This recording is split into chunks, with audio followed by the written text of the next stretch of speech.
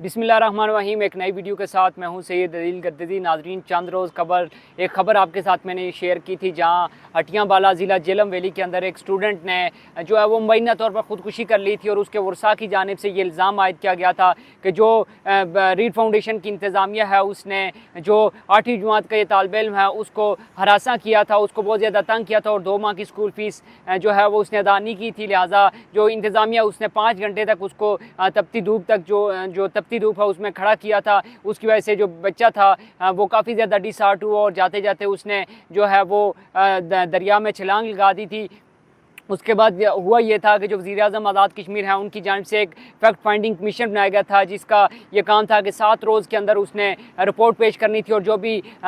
जो मुजरिमान थे जिनकी तरफ से एक गफलत बरती गई थी उनको काफ़िर किरदार तक पहुँचाया जाना था या उनको जो है वो सामने लाया जाना था। उसके बाद एक और आम डेवलपमेंट्स हुई थी कि जो एक नोटिफिकेशन सामने आया था जिसमें कहा गया था कि प्राइवेट स्कूल जो हैं वो डायरेक्टली स्टूडेंट से ना तो वो फ़ीस का मुतालबा कर सकते हैं, ना उनसे वो फ़ीस के बारे में बात कर सकते हैं, बल्कि डायरेक्टली वालिदैन से बात करना होगी। और जो 7 रोज़ के अंदर जो फैक्ट फाइंडिंग कमीशन था उसने रिपोर्ट जो है वो वज़ीर-ए-आज़म को अरसाल करनी थी। लेकिन आज चूँकि नवा रोज़ है, 9 दिन हो चुके हैं इस चीज़ को, लेकिन अभी तक जो है ना वज़ीर-ए-आज़म की जानिब से बनाई गई जो एक फैक्ट फाइंडिंग कमीशन था उसने अभी तक कोई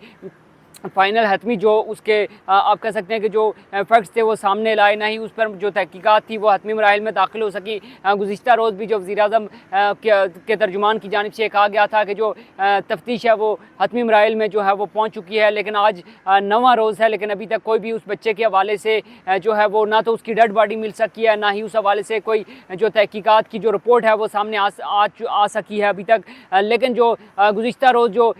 वर्सा थे उनकी जानिब से जो है वो प्रेस कॉन्फ्रेंस भी की गई थी, जिसमें उन्होंने रीड फाउंडेशन की इंतज़ामिया पर एक बार फिर जो है वो इल्ज़ामात जो है वायद किया, जिसमें उन्होंने कहा कि जो 5 घंटे तक बच्चे को तपती धूप में खड़ा किया गया, साथ ही साथ जो है वो बच्चे को बार बार टार्चर किया जाता रहा कि 2 माह की फ़ीस है वो आपने अदा नहीं की।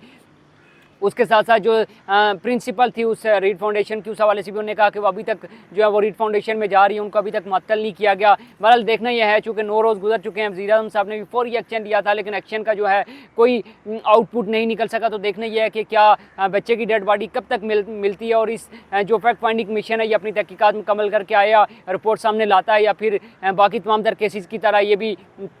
किसी जो माजी है उसका हिस्सा बन जाएगा। वीडियो अच्छी लगे तो कमेंट सेक्शन में आपने अपनी राय लाजमी देनी है। अभी तक के लिए मुझे दीजिए इजाज़त। अल्लाह हाफ़िज़।